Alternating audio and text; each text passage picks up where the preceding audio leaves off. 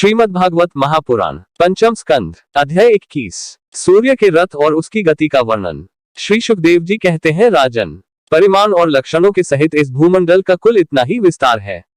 सो हमने तुम्हें बता दिया। इसी के अनुसार विद्वान लोग द्युलोक का भी परिमाण बताते हैं। जिस प्रकार चना मटर आदि के दो दलों में से एक का स्वरूप जान लेने से दूसरे का भी जाना जा सकता है, उसी प्रकार भूलोक के परिमाण से ही द्युलोक का भी परिमाण जान लेना चाहिए। इन दोनों के बीच में अंतरिक्ष लोक है, यह इन दोनों का संधिस्थान है। इसके मध्य भाग में स्थित ग्रह और नक्षत्रों के अधिपति भगवान सूर्य अपने ताप और प्रकाश से तीनों लोकों को तपाते और प्रकाशित करते रहते हैं।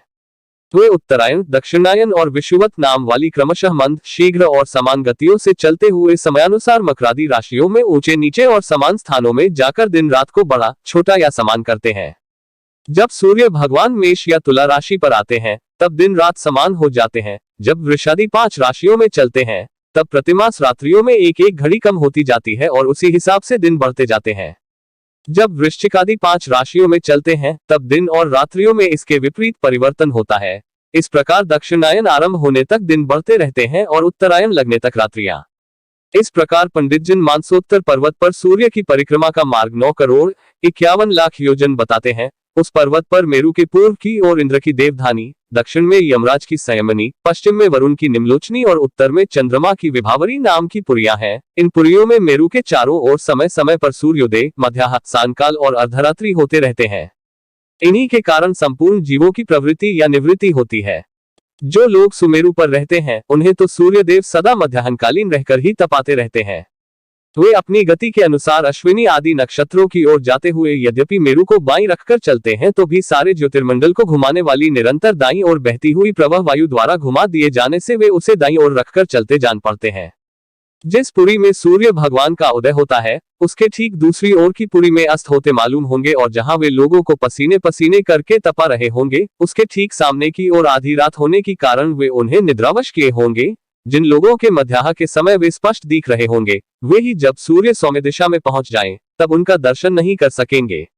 सूर्यदेव जब इंद्र की पुरी से यमराज की पुरी को चलते हैं तब 15 घड़ी में वे 2.25 करोड़ और 12.5 लाख योजन से कुछ 25,000 योजन अधिक चलते हैं। फिर इसी क्रम से वे वरुण और चंद्रमा की पुरियों को पार करके पुनः इंद्र की पुरी में पहुंचते हैं। इस प्रकार चंद्रमा आदि अन्य ग्रह भी ज्योतिष चक्र में अन्य नक्षत्रों के साथ साथ उदित और अस्त होते रहते हैं। इस प्रकार भगवान सूर्य का वेदमय रथ एक मुहूर्त में 34,800 योजन के हिसाब से चलता हुआ इन चारों पुरियों में घूमता रहता है। इसका संवत्सर नाम का एक चक्र पहिया बतलाया जाता है।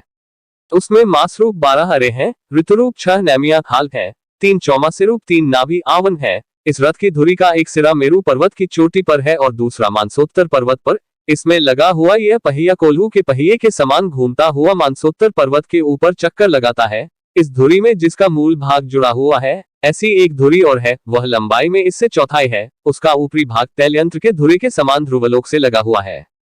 इस रथ में बैठने का स्थान 36 लाख योजन लंबा और 9 लाख योजन चौड़ा है।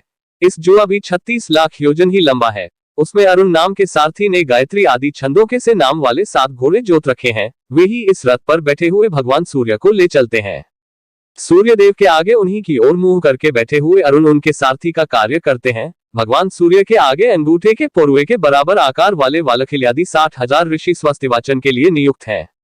वे उनकी स्तुति करते रहते हैं। इनके अतिरिक्त ऋषि, गंधर्व, अप्सरा, नाग, यक्ष, राक्षस और देवता भी जो कुल मिलाकर 14 हैं, किंतु जोड़े से रहने के कारण 7 गण कहे जाते हैं। प्रत्येक मास में भिन्न भिन्न नामों वाले होकर अपने भिन्न भिन्न कर्मों से प्रत्येक मास में भिन्न भिन्न नाम धारण करने वाले आत्मस्वरूप भगवान सूर्य की दो मिलकर उपासना करते हैं। इस प्रकार भगवान सूर्य भूमंडल के 9 करोड़ 51 लाख योजन लंबे घेरे में से प्रत्येक क्षण में 2002 योजन की दूरी पार कर लेते हैं।